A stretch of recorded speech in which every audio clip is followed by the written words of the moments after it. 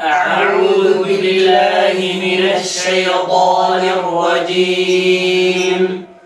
واذكروا الله في أيام معدودات فمن تعجل في يومين فلا إثم عليه ومن تأخر فلا إثم عليه لمن اتقى واتقوا الله واعلموا أنكم إليه تحشرون.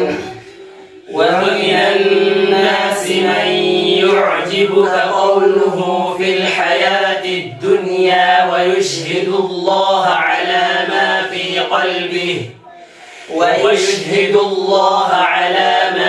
قلبه وهو ألد الخصام. وإذا تولى سعى في الأرض ليفسد فيها ويهلك الحرث والنسل والله لا يحب الفساد. وإذا قيل له اتق الله أخذته العزة بالإثم فحسبه جهنم ولبئس المهاد.